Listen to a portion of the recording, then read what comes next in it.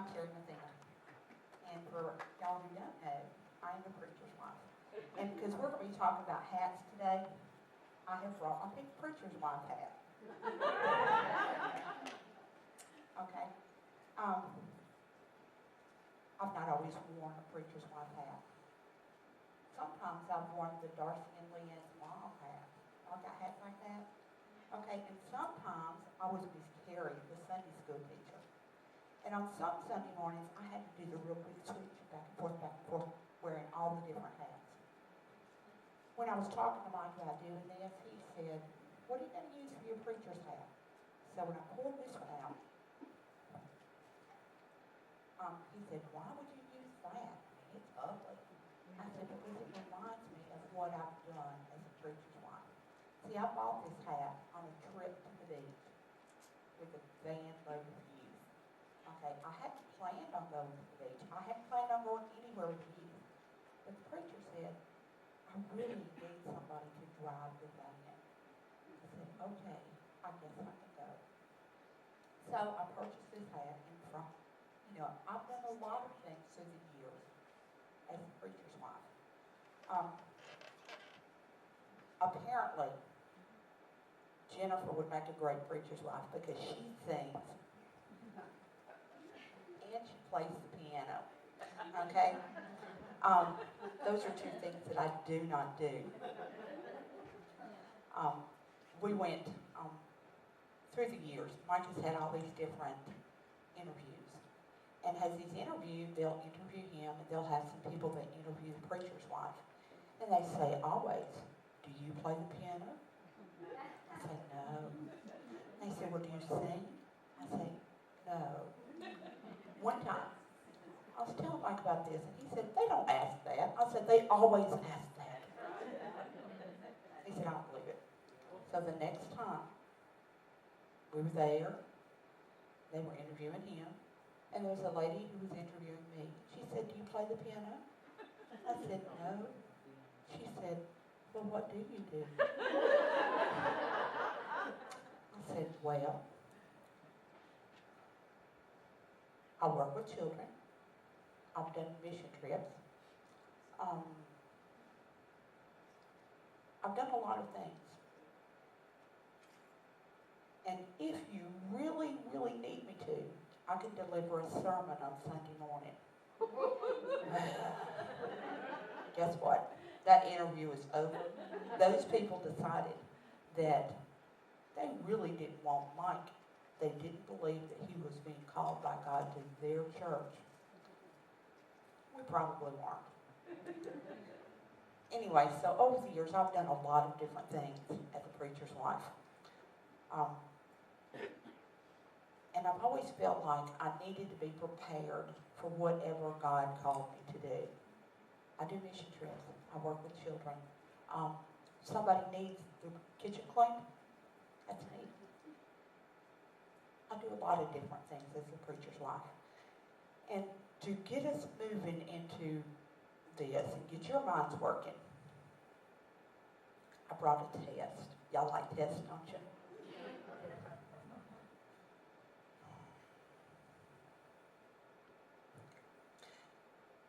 I brought pictures of hats. And the hats, well, there's the first one. What I want you to do is yell out what that person does who's wearing that hat. So what do? They cook.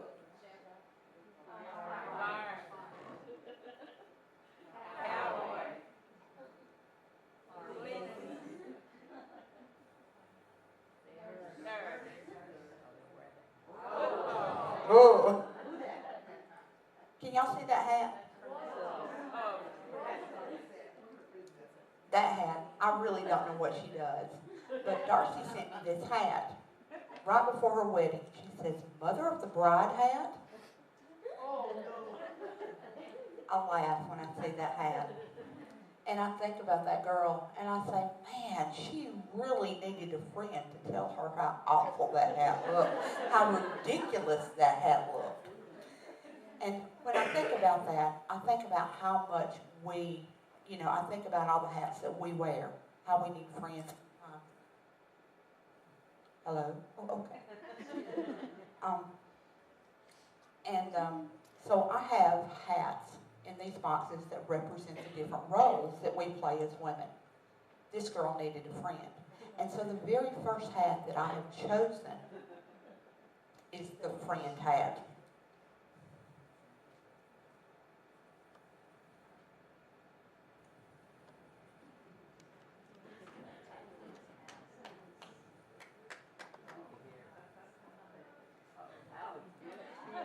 Reminds you of that hat, doesn't it? That hat's a picture that she wore at the wedding. This looks like a wedding hat, okay? But it's my friendship hat. We all need friends. We all have friends. The Apostle Paul, he wrote some verses in the book of Ephesians. Now, he did not write them specifically about friends, specifically about the roles that women play. But I think that we can apply a lot of these verses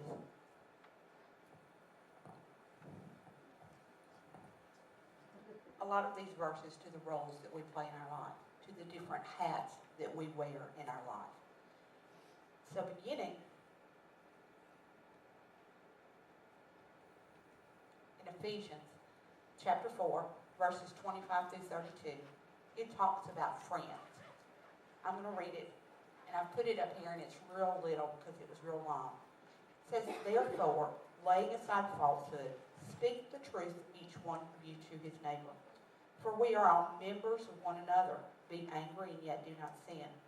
Do not let the sun go down on your anger, and do not give the devil an opportunity. He who steals must not steal any longer, but rather he must labor, performing with his own hands what is good, so that he will have something to share with the one who has need. Let no unwholesome word proceed out of your mouth, but only such a word that is good for edification, according to the need of the moment, so that it will give you grace to those who hear.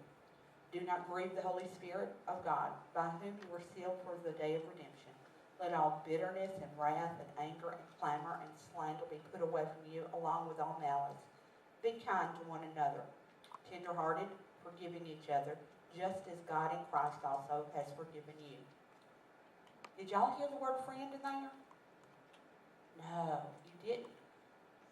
It wasn't written to friends, but it's written about relationships that we have with one another. And I know that friendship is a relationship that we all have. We all need friends. We all have friends. Some of the friends we have are casual friends. Hey, how you doing? Some of them are close friends. Some of them are more of acquaintances. But whatever relationship we have with people, with our friends, we probably need to work on removing or improving the relationship a little bit. In these passages are things that we can do to improve our relationship. But it's also, there are things that we would like to have in a relationship with our friends. The first one is found in Ephesians 4:25, and it is honesty. Honesty is something that covers so much. Verse 25, it says, lay aside falsehood and speak the truth to each other. That periodically, I would just get sort of real mad at, just real angry. She had a bad habit. In fact, she had a problem with the concept of time. Look, class, I don't want to talk about my laziness.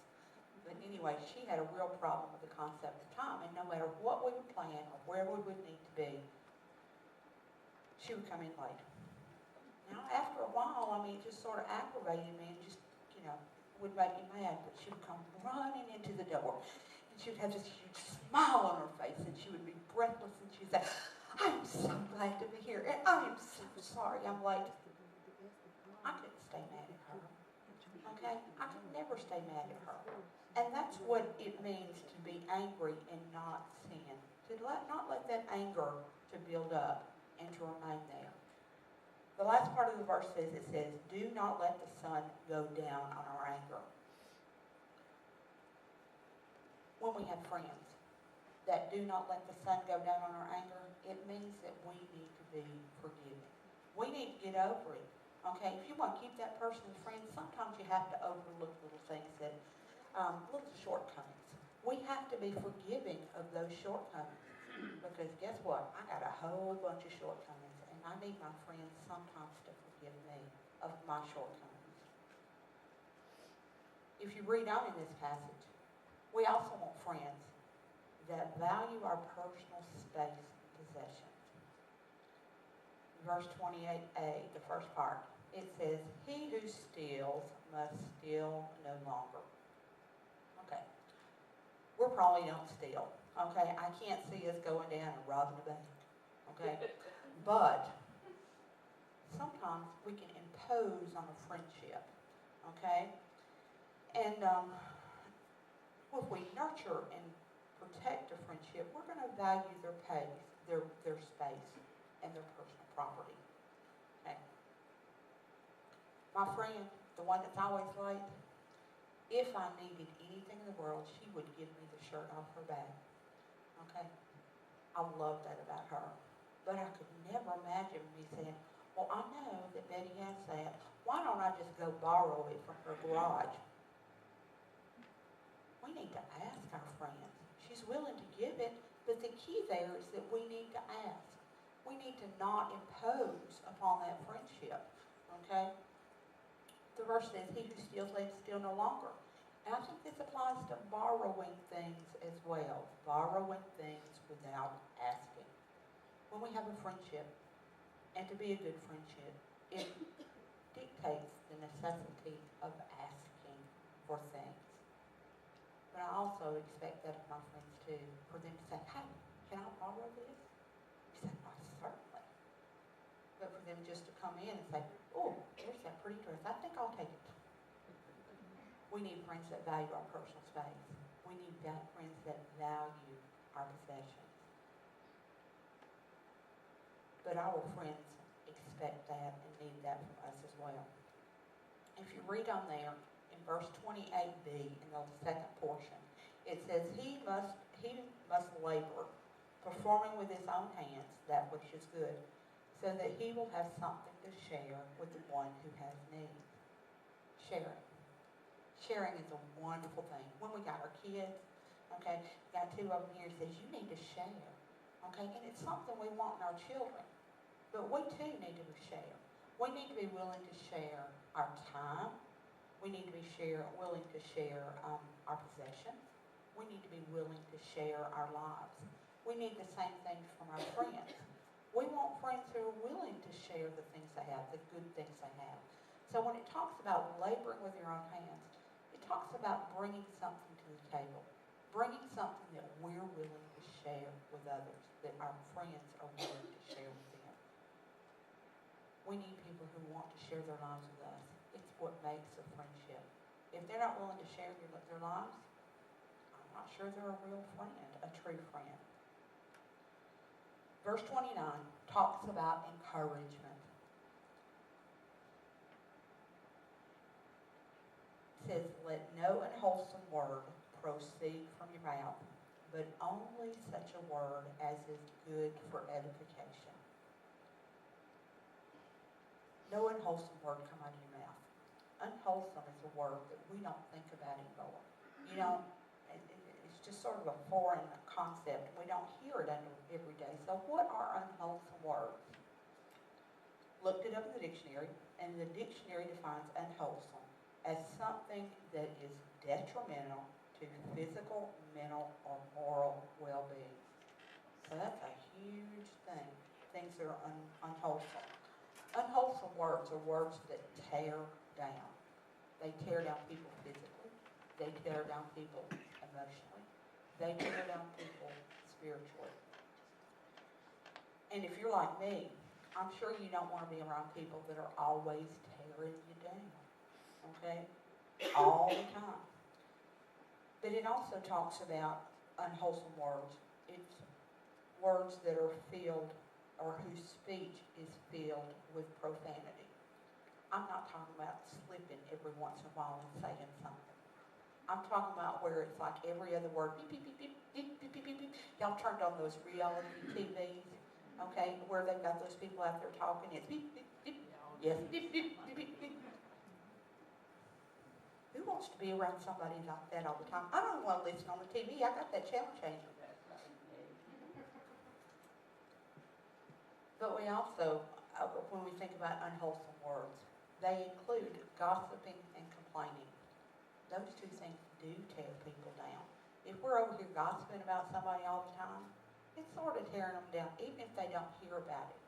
If we're complaining all the time, that sort of tears things down too. I'm sure that if I don't want to be around people that speak with unwholesome words, that maybe people wouldn't want to be around me if my language, my speaking, was filled with unwholesome words and discouraging words. But look at the second half of the verse. It tells us what we need to do as friends. It says, but only such as a word as is good for edification. Edification is building something up. We want to build up our friendship. I mean, we don't want to let that thing to sort of pass by. We want our friendship to be absolutely built up. So how can we build up our friendship? First of all, I think that we can give honest compliments. If we have on an ugly hat, don't say, oh man, that is so beautiful. We need to honestly compliment somebody, whether it's what they wear, whether it's the way they look, whether it's the way they do things. We need to be complimentary. We want our friends to be complimentary with us as well, honest compliments. But we need to celebrate accomplishments. Our friends are doing things all the time. They are accomplishing things. And we need to celebrate the accomplishments that they have. But we also want people to celebrate our accomplishments. That's going to build up a friendship.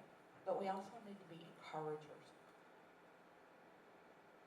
We need words of encouragement, especially words from an honest and sincere heart. We need encouragement, but we also need to be encouraged. We need someone to say, you go, girl. That's what kind of friend we need. Someone to tell us, you go, girl. You be an encourager. But they need to hear that from us as well. Here's some negative things about a friendship, things that we're not supposed to have in our friendship. And it says, not bitter, malicious, or slanderous. It says, let all bitterness, in verse 31, and wrath, and anger, and clamor, and slander be put away from you, along with all malice. This speaks about our attitude. But it's both in general about our attitude, but also in particular in our friendships. First thing we need to do is we need to avoid bitterness. Have y'all ever been around some lady that things have gone wrong in their life, and they've had a root of bitterness swing up, and it's like, I don't want to be around her. She's bitter about everything. She's bitter about what she did. She's bitter about what she's done. But yeah, it's just a bitterness, and it's like, ooh, I'm going back up. Bitterness can ruin a friendship. Bitterness has a habit of permeating every portion of a person's life. Say, I'm only going to be bitter about my kids because they don't come see me. But guess what? That sort of gets into all things. And because that you're bitter about too many things, and it's a joy killer. Bitterness is a joy killer. Second, it says we need to get rid of wrath and anger. Wrath is like anger on steroids. Wrath wants to see revenge enacted. Wrath is an emotion that can take its toll both on the recipient of the wrath, because they're going to get it, but also on the person who's out there planning it. Wrath wants to hurt somebody. And it ends up actually hurting the person who is wrathful and vengeful. We don't need people like that in our lives. We don't need our friends to be vengeful and wrathful. I don't think that's a true friend. But if we have that in our life, perhaps we're not being the true friend either. Finally, it says, put away clamor and slander. Clamor is defined as a loud, confused noise, especially shouting. In my mind, I saw clamor as complaining. Oh, it's too hot. Oh, it's too cold. Oh, my shoes hurt. Oh, this dress looks bad. You know, just, all the time. No, he's never had anything good to say. It's long, hard, and continuous. But slander is telling untruths in a manner to cause harms. We can't have that in a friendship. We don't need clamor. We don't need the complaining. We don't need the slander. We don't need it. But we also don't need to be giving it out. They all deserve no place in a friendship. They can't be there and expect to have a healthy friendship or expect to have a good friendship, a deep friendship. They will ruin that relationship if they're allowed to continue. There are destroyers, much like the unwholesome words. The last part of the verse tells us that what we should be as a friend: kind, tender-hearted, and forgiving. Be kind to one another, tender-hearted, forgiving each other. So what are the characteristics that we want in our friends and they want to be us? It's to be kind. We always want to be around kind people, people who are friendly, okay? It's like, I like being around her. She's real nice. But we also want to be around people who are tender-hearted.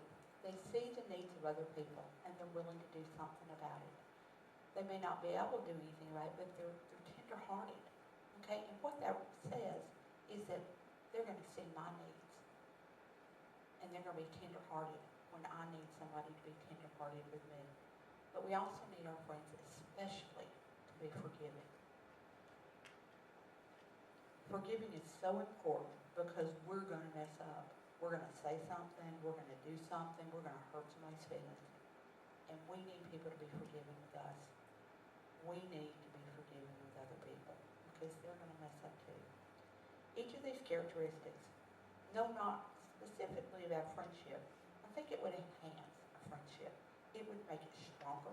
It would make it more enduring. So when you have on your friendship hat, oh, how y'all doing? Okay?